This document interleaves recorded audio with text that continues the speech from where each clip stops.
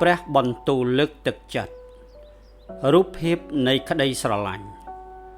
អត្ថបទគម្ពីរសុភាសិតជំពូក8ខ1ខ4និងខ27ដល់ខ31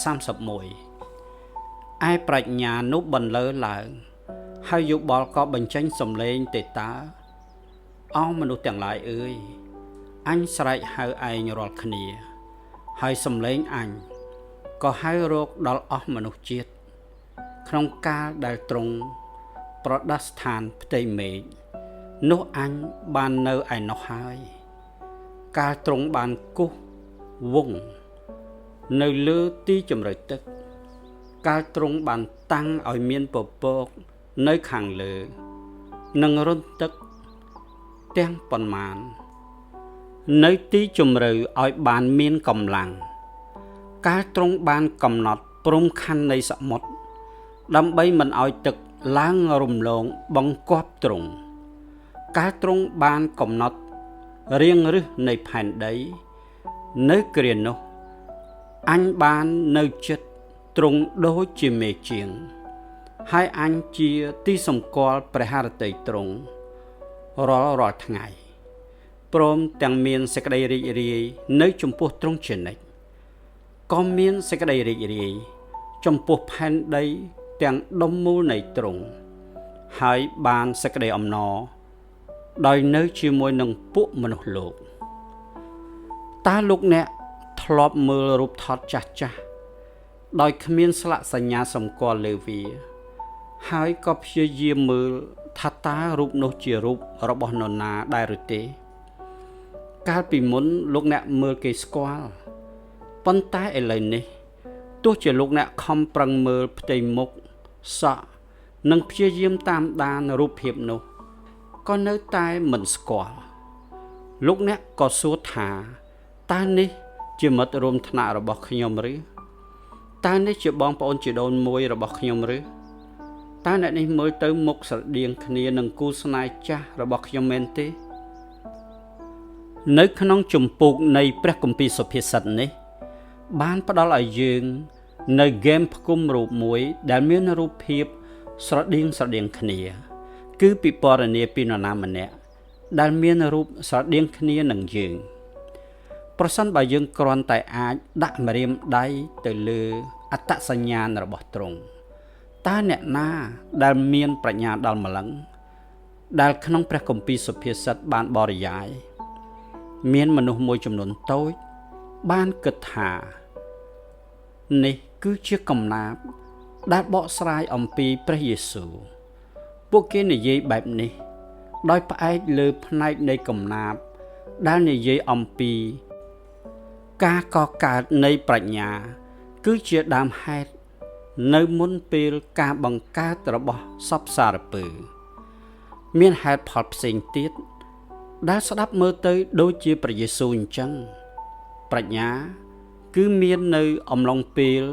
នៃការបង្កបង្កើតដែលដូចជាមេជាងជួយធ្វើការព្រះជាម្ចាស់សុភាសិត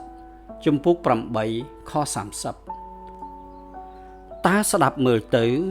មិនដូចជំពូកដំបូងនៃគម្ពីរយ៉ូហានទេឬសាវកយ៉ូហានបានប្រាប់យើងថាកាលដើមដំបូងឡើយគឺមានព្រះបន្ទូលហើយព្រះបន្ទូលនោះគឺនៅជាមួយព្រះឯព្រះបន្ទូលនោះគឺជាព្រះអ្វីទាំងអស់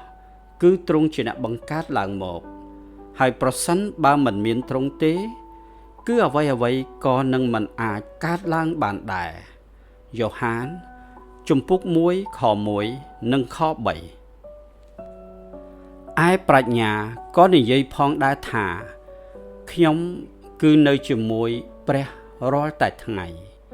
ព្រមទាំងមានសេចក្តីរីករាយនៅចំពោះទ្រង់ជានិច្ចខ្ញុំកំសាន្តនៅលើដីដែលព្រះអង្គបានបង្កើតខ្ញុំមានអំណរនៅក្នុងចំណោមមនុស្សលោកសុភាសិតជំពូក8ខ30ដល់ខ31ឥឡូវនេះស្ដាប់មើលទៅគឺពិតជាដូចជាព្រះយេស៊ូវមែនពីព្រោះព្រះដ៏ជាព្រះបិតា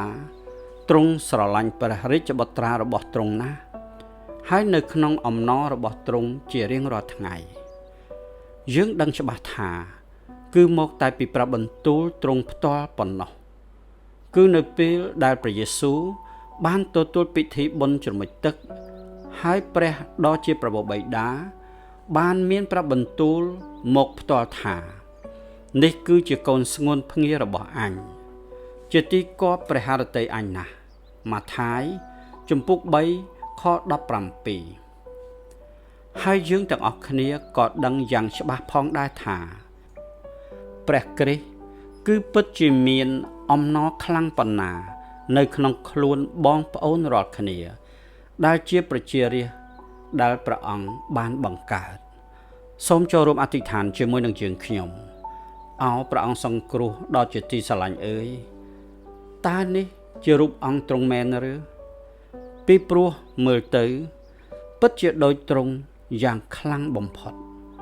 សូមផ្លាស់ប្រែទូលបង្គំឲ្យមានចិត្តស្រឡាញ់ទ្រង់អស់អំពីចិត្តទូលបង្គំជារៀងរហូតអាមែនតើលោកអ្នកមានរូបថតចាស់ៗដែលមិនអាចបញ្ជាក់បានថារូបអ្វីដែរឬទេតើលោកអ្នក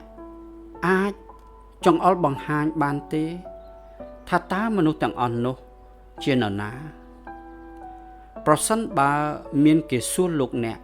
ដើម្បីបញ្ជាក់អំពីព្រះយេស៊ូវថាជានរណាតើពាក្យសម្ដីឬឃ្លាណាមួយដែលលោកអ្នកនឹងលើកយកមកដើម្បីពិពណ៌នាអំពីទ្រង់បានសូមអរគុណសូមព្រះប្រទានពរ